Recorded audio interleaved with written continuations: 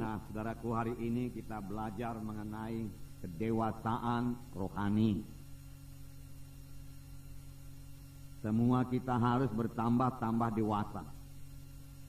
Karena kedewasaan rohani merupakan satu keharusan kalau kita mau berhasil dalam pemuridan kita. Anak-anak tentunya tidak dapat memuridkan, saudaraku. Haruslah orang yang dewasa yang bisa memuridkan. Karena dunia ini juga, saudaraku, yang dewasa lah yang bisa menjadi guru, saudaraku. Jadi kita ini sebagai pemimpin-pemimpin kelompok sel, saudaraku, pemimpin sektor, pemimpin wilayah, kita harus bertumbuh, saudaraku, bertambah-tambah dewasa. Bahkan, saudaraku, firman Tuhan berkata, kita bisa sampai begitu dewasanya sampai kita menjadi seperti Yesus. Firman Tuhan menuliskan demikian, saudaraku. Karena semua kita ini terlibat dalam penggenapan perintah agung. Semua kita. Bukan hanya saudara pemimpin kelompok sel saja sebenarnya, saudaraku. Anggota-anggota dalam kelompok sel saudara juga ikut dalam penggenapan perintah agung. Supaya perintah agung bisa diselesaikan.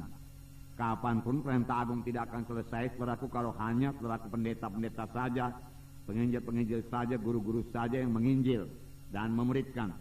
Inilah dia perintah agung. Menginjil, penginjilan, dan pemuridan, saudaraku. Kemudian tentunya dalam pemuridan itu ada pengajaran, saudaraku, dan juga baptisan air, saudaraku. Saudara, penginjilan dan pemuridan ini bisa kita laksanakan, saudaraku, dan harus kita laksanakan dalam kelompok sel kita masing-masing, saudaraku. Tanpa penginjilan dan pemuridan, maka kelompok sel kita tidak akan berbelah, tidak akan bertambah bilangannya. Bagaimana kelompok sel bisa berbelah kalau tidak ada yang menginjil, yang memberitakan Injil? Benar, Injil itu berkuasa, saudara. Roma 1 ayat 16 berkata, ya, kuasa Injil itu menyelamatkan jiwa-jiwa, baik orang Yahudi, baik orang Yunani. Ada kuasa dalam Injil itu. Tapi Injil itu nggak bisa berjalan sendiri, saudara. Injil itu harus ada yang membawanya, harus ada yang memberitakan. Buku Roma berkata, saudaraku, barang siapa yang berseru kepada nama Tuhan akan selamat. Begitulah mudahnya keselamatan. Dia berseru kepada Tuhan Yesus, dia akan selamat. Oleh sebab itu, saudaraku, dalam kelompok sel saudara, tentu biasa jiwa-jiwa beroleh keselamatan. Kalau saudara perdamaikan dia mengaku dengan mulutnya, percaya dengan hatinya, maka dia akan selamat. Tapi firman Tuhan juga berkata, bagaimana mereka berseru karena mereka belum percaya. Bagaimana mereka percaya kalau mereka belum mendengar? Bagaimana mereka mendengar kalau tidak ada yang memberitakan? Nah, saudaraku, bagaimana mereka memberitakan kalau tidak ada yang menyuruh? Saudaraku, itu sebabnya, saudaraku, kita ini, saudaraku, disuruh Tuhan, saudaraku, untuk memberitakan Injil Tuhan. Bahwa mereka mendengar Injil Tuhan, kemudian mereka percaya, kemudian mereka berseru kepada Tuhan dan mereka selamat. Mereka lahir baru. Setelah mereka lahir baru, bolehlah kita ajari mereka itu, saudaraku. Mereka mulai mengerti firman Tuhan. Mereka mengikuti training. Kemudian kita ajari mereka itu bagaimana berdoa, bagaimana membaca Alkitab. Nah, itu sudah termasuk pemuridan, saudaraku. Pemuridan.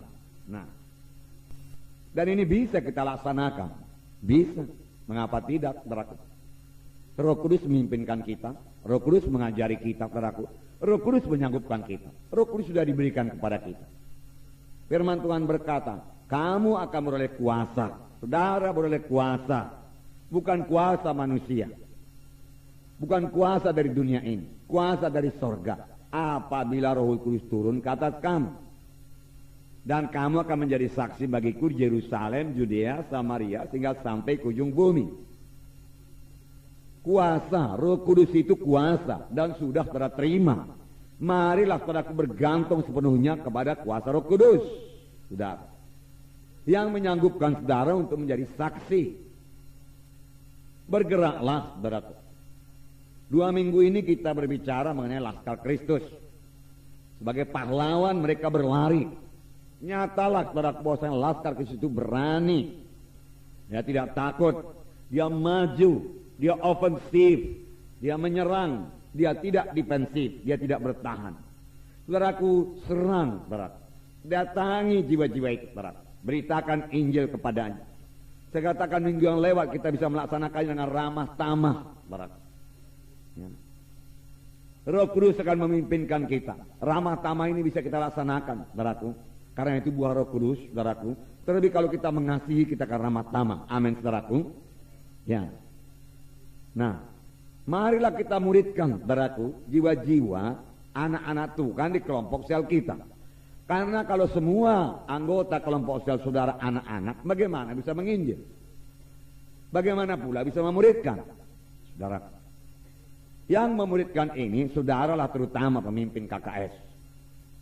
Memuridkan, saudaraku, jiwa-jiwa yang saudara lihat, saudaraku, sudah lebih dewasa daripada yang lain, saudaraku. Muridkan dia. Ya, kalau kita katakan jiwa dewasa lah itu. Silakan muridkan, saudaraku. Kemudian tentunya nanti, saudaraku, jiwa yang dewasa itu memuridkan lagi jiwa lain, saudaraku. Nah, kalau tidak ada jiwa dewasa, saudaraku, ya saudara mulai dari memuridkan jiwa yang anak-anak itu terus bertambah hari, bertambah dewasa. Tidak akan lama, saudaraku. Kalau saudara ikuti, saudaraku, cara pemuridan yang dipakai oleh Tuhan Yesus, yaitu cara magang, saudaraku. Tuhan Yesus memuridkan murid-muridnya, saudaraku, dalam tempo 3,5 tahun.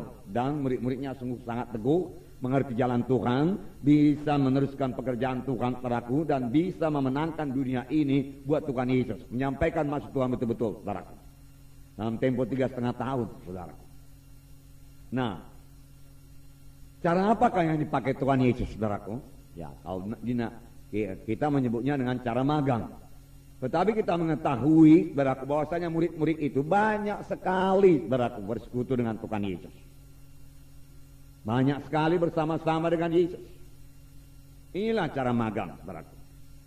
Jadi, saudaraku, dalam kelompok sel, saudaraku, saudara muridkanlah itu. Okelah, berkhotbahlah, saudaraku. Jangan terlalu lama berkhotbah, 15 menit saya pikir sudah cukup. Saudaraku, kemudian saudara perlu mengenali jiwa-jiwa saudara itu. Saudaraku, bagaimana saudara memuridkan kalau saudara tidak kenal dia? Ya, apa yang perlu kepadanya? Ya. Saudara tidak tahu apakah dia baca Alkitab atau tidak. Saudara nggak tahu apakah dia bisa berdoa apa tidak, saudaraku. Saudara nggak tahu apakah dia sudah menginjil apa tidak, saudaraku. Saudara nggak tahu apakah ikatannya sudah lepas apa tidak, saudaraku. Kalau saudara tidak, bicara dengan dia, saudaraku. Ya. Saudara nggak tahu, saudaraku, bagaimana latar belakangnya, saudaraku. Ya. Boleh jadi sebentar saudara boleh melihat ini jiwa pemalu, ini jiwa ya berani bersaksi, ini jiwa bisa menyanyi, ini tidak bisa menyanyi. Ya sampai sedemikian saja, saudaraku. Tapi bagaimana saudara bisa menolong persoalannya itu? Misalnya satu jiwa pemalu, saudaraku. Kalau saudara tidak bicara kepada dia, saudaraku, bagaimana saudara bisa mengatasinya itu, saudaraku? Ya. Kalau yang sakit, oke lah. Siapa yang sakit, saudara berkata diangkat tangan, dan saudara boleh berdoa. Tetapi ada yang sakit rohani lah kita katakan, saudara. Ya. Dia nggak berani bicara di depan orang ramai, saudara. Ya. Banyak yang demikian, diantaranya saya, saudara.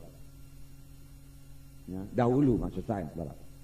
Jadi walaupun dia tidak berani bicara di muka orang banyak sekarang ini, dengan pelayanan saudara, dengan pemuridan berlaksanakan kepadanya, dia bisa berubah. Amin, saudaraku. Dia bisa berubah. Tapi kalau saudara perlu berkata-kata dengan dia, saudaraku.